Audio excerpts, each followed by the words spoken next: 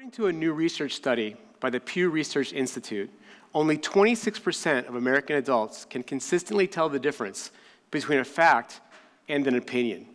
It's an amazing statistic.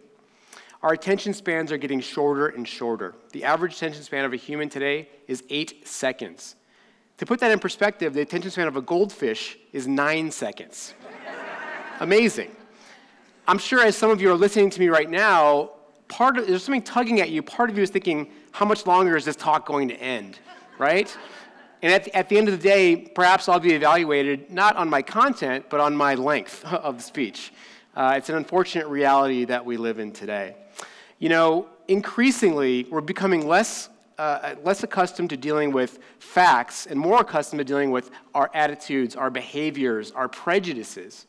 If extraterrestrials descended down to Earth and wanted to understand humans and human behavior, they'd be well advised to study what divides us, our prejudices. And along those lines, this notion of generational thinking, which has been around for hundreds of years, or at least the past 100 years in an organized way, is becoming less and less effective when talking about human populations. Because what divides us is not necessarily our age as much as it is our behaviors and our attitudes about those behaviors. So I'd like to say we used to live in a world where there was lots of same together then. Groups of people that were more homogeneous. You were more like your neighbor. And today, there's lots of different now. Also siloed, but in a very different way. More according to their behaviors and beliefs, and less about demographic information. So for those reasons and more, it's time to stop this generational segmenting of humans, and it's time to stop using words like millennials. We all live in bubbles, increasingly more and more, unfortunately. But as I was saying before, our bubbles are less defined about our physical characteristics, our age, our race, et cetera, and it's more about our attitudes and our beliefs about each other.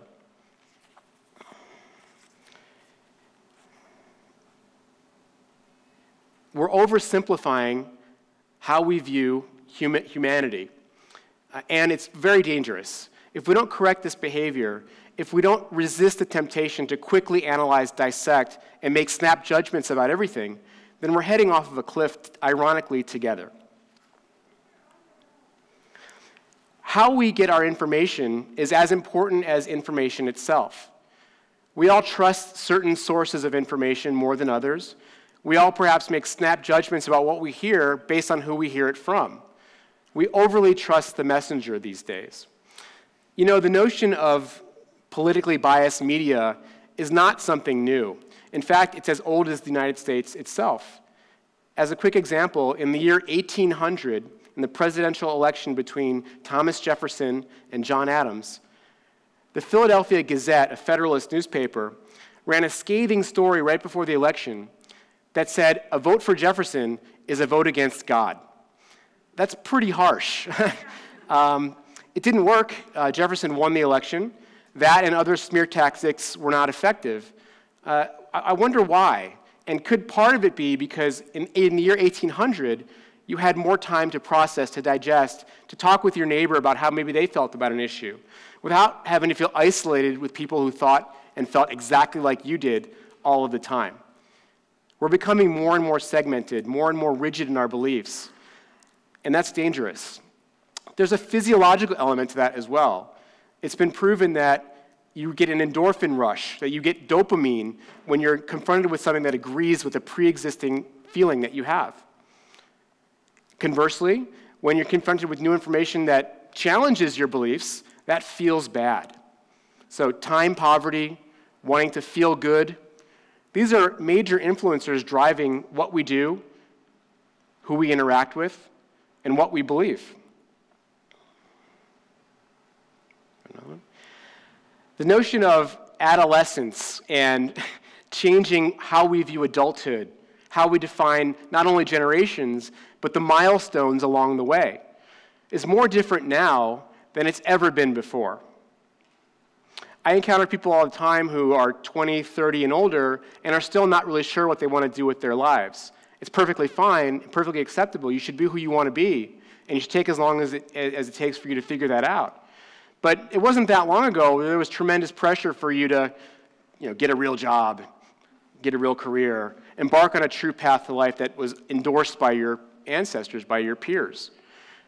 We hear buzzwords about millennials like entitled, lazy, spoiled. These get off my lawn terms that every generation says about the generation coming up right behind them. There's nothing new about that. But what is new is that these generations are taking a little bit more time to figure out who they are. They're rejecting these labels, and all the more reason for this idea of generationism to talk about millennials, the most diverse, largest group of people ever, as one ubiquitous thing, has really, it's time to move on from that type of thinking.